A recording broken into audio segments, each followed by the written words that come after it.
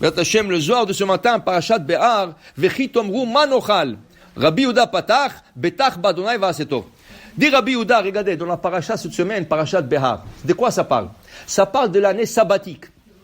Tu travailles la terre 6 ans, et la 7e année, tu reposes la terre.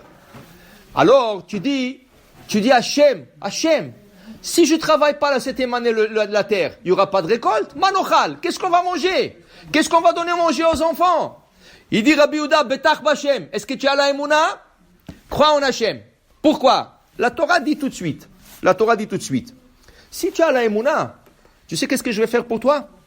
La 6e année, tu auras ve'asa ta'aret et tevoa les shalosh shanim. Tu auras une récolte triple. Pourquoi? Tu as besoin pour la 6e. 7e, tu ne travailles pas. Tu as besoin pour la 7e. Mais tu commences à travailler qu'au début de la 8e. Ça va prendre du temps. Tu as besoin pour la 8e. La 6e année, je te donnerai une récolte triple pour supporter la 6e, la 7e et la 8e.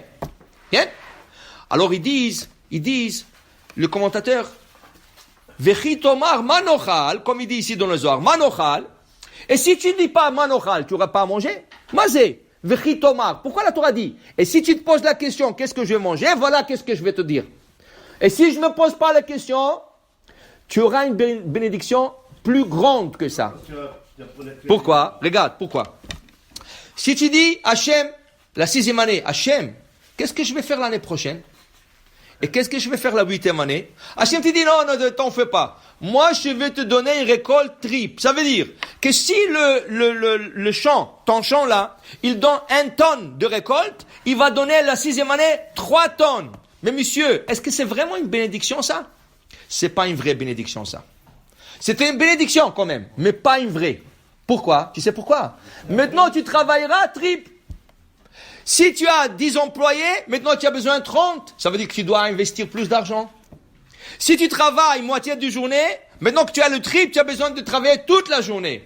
Tu travailleras le triple. C'est pas une bénédiction. Oui, tu as maintenant quoi à manger 3 ans. Oui. Mais tu vas travailler pour 3 triples. Tu sais qui aura la vraie bénédiction? C'est lui qui à la 6e année ne se pose pas de questions. Ah, Hachem a dit la 7e année, le sabbatique, il ne faut pas travailler?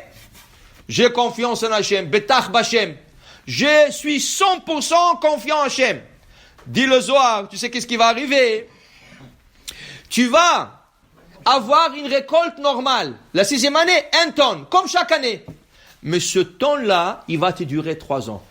Pourquoi? Tu vas manger et tu auras la bracha. Tu n'auras pas mangé beaucoup. Tu manges, je suis déjà rassasié, Baruch Hashem. Tu auras la bracha. C'est pas la quantité, c'est la qualité. Alors celui qui a posé la question, il a eu la quantité. Mais celui qui ne s'est pas posé des questions, il a eu la quantité, le premier. La deuxième, il a eu la qualité. Même récolte avec une beracha. Une beracha. Alors pour te dire Rabbi Yehuda, cette émouna, il faut avoir la émouna en Hachem. Si Hachem te dit ne travaille pas, il faut avoir la émouna. Même chose Shabbat. Tu dis mais le meilleur business c'est Shabbat. Ouais. Tout le monde vient acheter Shabbat, tous les gars ils font le commande Shabbat. Comment je vais perdre tout ça? Monsieur, émouna. Si tu as la émouna en Hachem, c'est comme, le Chafetz Chaim il dit, c'est exactement comme un chaudron d'eau. Tu as comment on appelle ça, le percolateur d'eau. Okay? Combien contient le percolateur? 60 tasses, le plus grand. 60 tasses. Écoute, combien de robinets il a ce percolateur? Un robinet. Toi tu dis, moi je vais avoir plus de l'eau. Plus vite. Qu'est-ce que tu fais? Tu vas chez quelqu'un, tu lui dis, installe-moi un 2e robinet. Alors il t'installe un 2e robinet.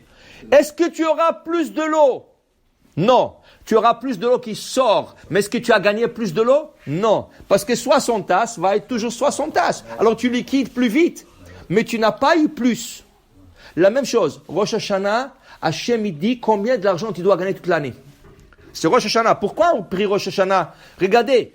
Toutes les prières de Rosh Hashanah, après la prière, qu'est-ce qu'on fait? Les David, Mizmor, l'Hachem, Haaretz, Emunah. Qu'est-ce qu'on demande? La Parnassa pour l'année. Pour toute l'année. Et chez Rosh Hashanah, qu'Akadosh Baruch Hu te dit, voilà, cette année, monsieur, tu vas gagner tant.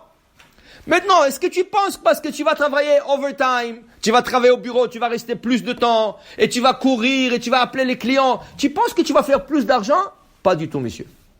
Tu vas faire exactement l'argent qu'Hachem a décrété que tu as. Alors, si tu penses de faire plus qu'ils en font, okay, c'est comme quelqu'un qui a installé un deuxième robinet sur un percolateur, et il veut tirer plus. Oui, tu vas avoir plus d'eau, mais tu n'auras pas plus de quantité d'eau. La même chose. Betach Bachem. Si, dans la Parnassa, si tu mets la confiance en Hachem, dans la Parnassa, le matin, tu sors de la maison et dis Hachem, je sais que la Parnassa, c'est entre tes mains, je sais que tu vas me donner, c'est fini, tu entres le monde d'Hachem. Et il dit Tov. Qu'est-ce que c'est Tov? Un Tov, dit le Zohar ici, un Tov est la Tzadik. Le Tzadikim est avec toi maintenant. Tu as confiance en Hachem, le Tzadik, il te bénit. Dit celui-là, il a confiance en Hachem, Allah, donne-lui une bracha. Donne-lui une bracha, il mérite une bracha, il est Tzadik, celui-là. Écoute, tu as une femme et deux enfants à nourrir. On te dit, prends une année sabbatique, va à la yeshiva étudier. Mais tu es fou, qu'est-ce que je veux leur donner? Sheket. Hachem t'a dit, fais ça, ne pose pas de questions. Je vais vous raconter une petite histoire. Il y avait un rabbin, il a construit une grande yeshiva à Bnei Brak, okay, la yeshiva de Ponovitch. Okay? Une grande, très, très grande yeshiva. Ce rabbin, au début, dans les années 60, 70, il a ramassé beaucoup, il a essayé de ramasser d'argent.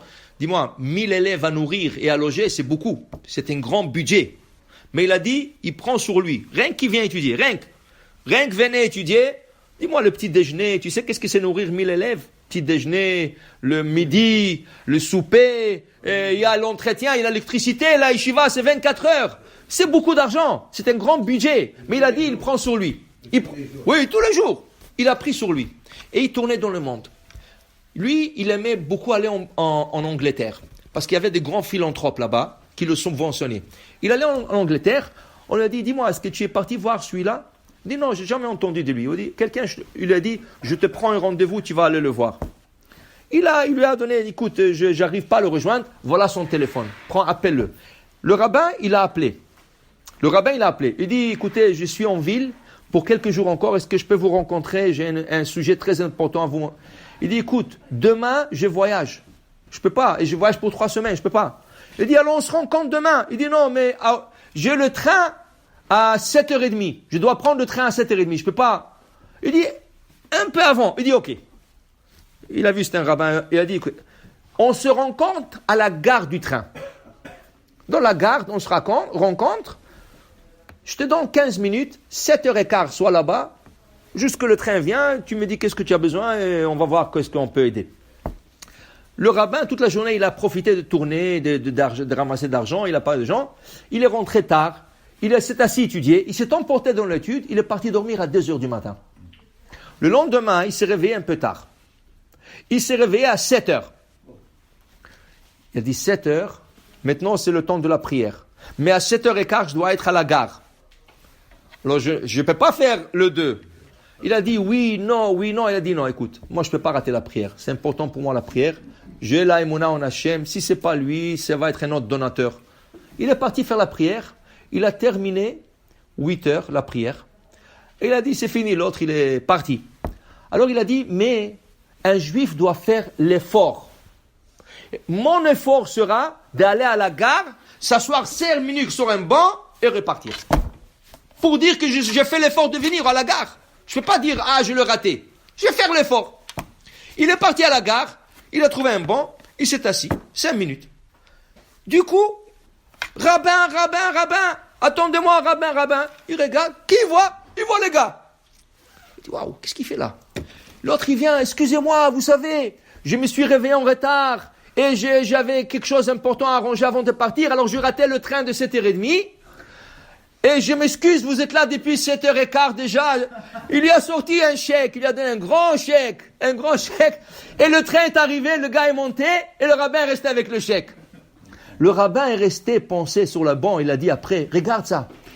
Si j'aurais pas eu la foi en Hachem, la émouna, qu'est-ce que j'aurais dit? Ah non, il faut que j'aille à la gare. Il aurait raté la prière. Après, le gars serait pas présenté. 7h30, 8h. Alors il serait parti. Il n'aurait pas eu ni la prière, ni l'argent, parce qu'il ne savait pas que le gars il va venir plus tard. Il dit, j'ai eu la émouna en Hachem. Voilà, j'ai eu et le chèque, et la prière, et le chèque. Pour dire, et la émouna en Hachem. Baruch Adonai Le'olam, Amen, Amen.